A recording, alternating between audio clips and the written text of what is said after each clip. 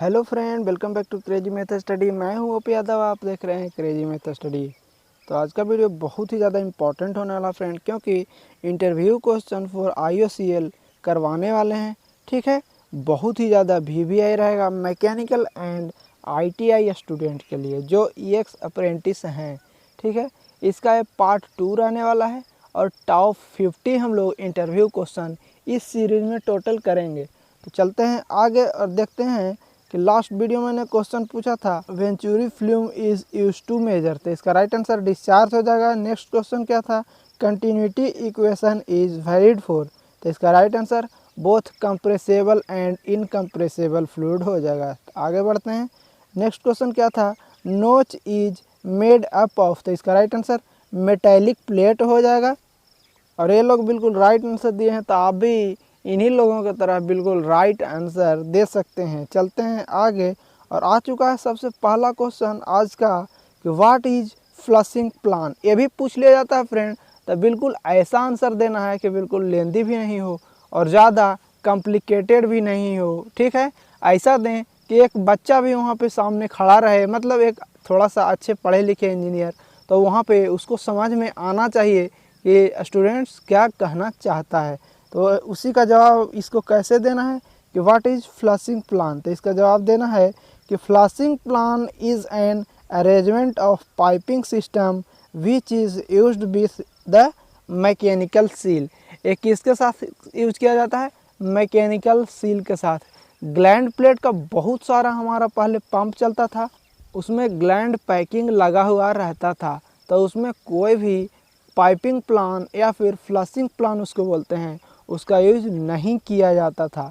ये सिर्फ और सिर्फ मैकेनिकल सील जिस जिस पंप में लगे हुए रहते हैं उसी में फ्लशिंग प्लान की ज़रूरत पड़ती है। तो क्यों पड़ती है भाई, तो function of flushing plan is to cool the rotary part, ठीक है, flush the wear particle and provide the lubrication film. ये तीनों का तीनों इसका पर्पस होता है हमारा फ्लशिंग प्लान का। तो बहुत ही अच्छे से और बिल्कुल प्रिसाइजली इसी प्रकार से आंसर दीजिएगा, तो आपका आंसर में 4 चांद लग जाएगा। तो इसी प्रकार से आप आंसर देने की कोशिश कीजिएगा। चलते हैं आगे। ठीक है, व्हाट इज सॉफ्ट अलाइनमेंट पूछ लिया जाता है फ्रेंड, चलते फिरते ये सब क्वेश्चन पूछ लिया जाता है कि व्हाट इज सॉफ्ट अलाइनमेंट, तो इसका राइट आंसर क्या है, alignment is the process of aligning the shaft coaxial. ठीक है, जब दो शाफ्ट कोएक्सियल नहीं रहेंगे तो हमारा बहुत ही ज़्यादा प्रॉब्लम हो सकता है। मैकेनिकल इक्विपमेंट के साथ में उसका सील फेल कर जाएगा और बहुत सारा उसमें वाइब्रेशन हो जाएगा जो कि अनवांटेड रहता है, और इससे इक्विपमेंट का लाइफ हमारा क्या होता है, कम हो जाता है। तो इसको बिल्कुल से बिल्कुल कोएक्सियल रहना चाहिए। कोएक्सियल कहने का क्या मतलब फ्रेंड, कि एक शाफ्ट का एक्सिस ऐसे है तो दूसरे शाफ्ट का एक्सिस भी यहीं से सामने रहना चाहिए। ऐसा नहीं कि एक का ऐसा है तो एक का यहाँ हो, ऐसा नहीं रहना चाहिए।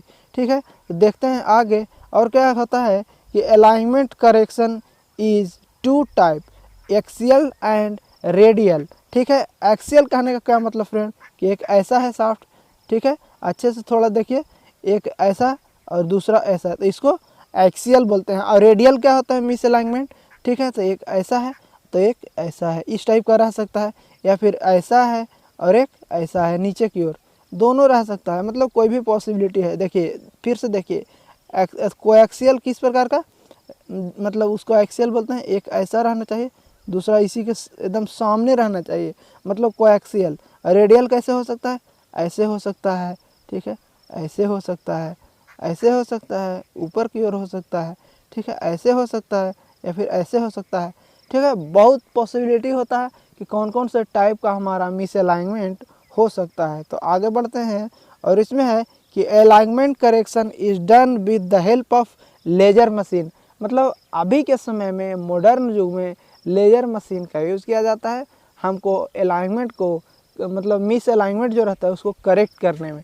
और पहले, अभी से कुछ समय पहले डायल गेज इंडिकेटर का भी यूज किया जाता था। तो वहाँ पे अगर आपको पूछा जाए कि कैसे आप करेक्ट करेंगे इस अलाइनमेंट को, अगर आप बता रहे हैं कि इतना ज़्यादा हार्मफुल है हमारे लिए, तो वहाँ पे बताइएगा कि आजकल के युग में, मतलब नाउ अ डे, वहाँ पे लेजर मशीन रखा हुआ रहता है जो कि बहुत ही ज़्यादा कीमती होता है। ठीक है, वैल्यूएबल होता है।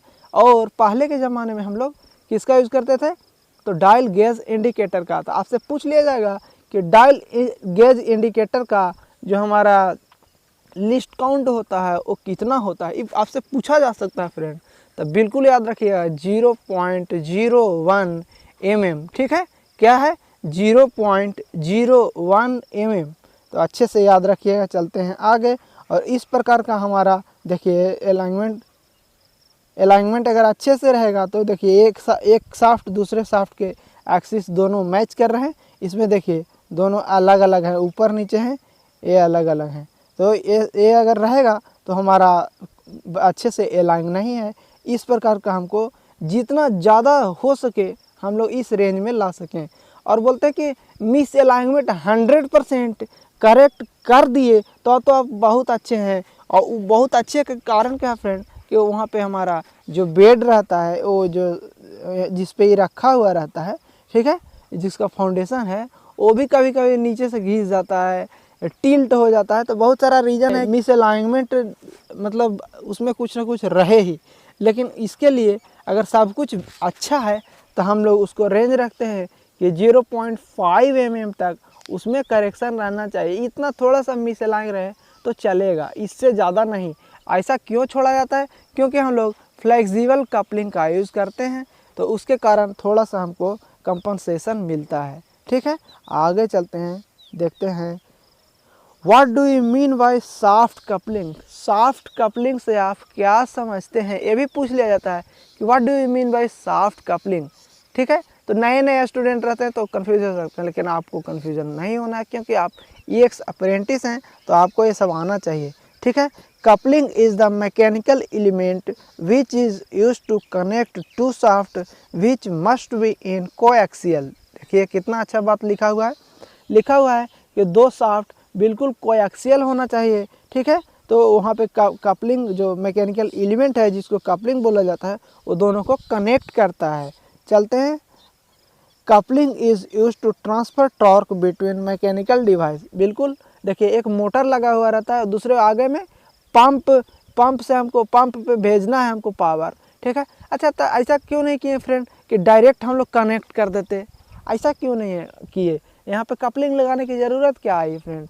ठीक है, अगर डायरेक्ट कनेक्ट कर देते तभी तो चलता फ्रेंड, लेकिन नहीं किया जाता है। क्यों नहीं किया जाता फ्रेंड, कि अगर बाय द वे पंप चल रहा है, ठीक है, और पंप के अंदर में कुछ जैमिंग प्रॉब्लम आ जाए, पूरा जाम हो जाए पंप, और मोटर तो चलते रहेगा, तो क्या होगा उस केस में फ्रेंड, कि मोटर चलते रहेगा और पंप जाम हो जाएगा।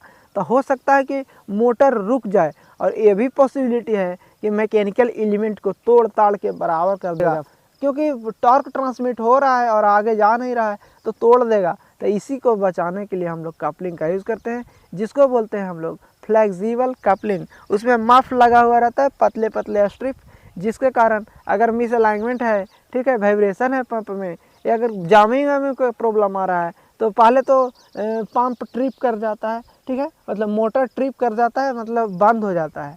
ठीक है, या फिर क्या होता है कि जो हमारा मफ लगा हुआ वो टूट जाता है। ठीक है, तो अच्छे से याद रखिएगा, कोई प्रॉब्लम नहीं है। आगे देखते हैं एक नेक्स्ट पॉइंट, कपलिंग में भी डिफरेंट टाइप, रिजिड और फ्लेक्सिबल। बिल्कुल यही याद रखिएगा। ठीक है, कपलिंग अलग अलग टाइप के हो सकते हैं, रिजिड और फ्लेक्सिबल। तो आपसे पूछ लिए जाएंगे कि रिजिड कपलिंग मतलब कौन सा होता है, उसका एग्जांपल बताओ, और फ्लेक्सिबल कपलिंग का एग्जांपल बताओ। तो अगर ये आप जानते हैं तो कमेंट बॉक्स में कमेंट कीजिए, हम भी देखते हैं आप कितना जानते हैं। बिल्कुल अदरवाइज़ नहीं लीजिएगा, मैं आपसे इसलिए पूछता हूँ कि आप भी आंसर दें तो आपको ज़्यादा से ज़्यादा फ़ायदा हो इससे। ठीक है, तो आगे बढ़ते हैं। ठीक है, इस प्रकार का फ्लेंज कपलिंग होता है। ठीक है, तो देख लीजिएगा, इसमें की लगा हुआ रहता है, ड्राइविंग शाफ्ट और ड्रिवन शाफ्ट से कनेक्ट रहता है, उसमें नट बोल्ट भी लगा हुआ रहता है, एक हब बोलते हैं। ठीक है, और हब को बॉस भी बोला जाता है फ्रेंड, तो बिल्कुल ये भी याद रखिएगा। चलते हैं आगे, आ चुका है question of the day, compressibility factor for an ideal gas is 0, unity, maximum या फिर इनफाइनाइट। ठीक है, next question, the blade of power saw is made up of high carbon steel, low carbon steel, medium carbon steel या फिर high speed steel. Next question है material used for insulating body of spark plug is brass, alumina, silicon carbide या फिर none of this. तो आपका समय शुरू होता है, आप फटाफट से ये सब क्वेश्चन का राइट आंसर आप कमेंट बॉक्स में छोड़ सकते हैं।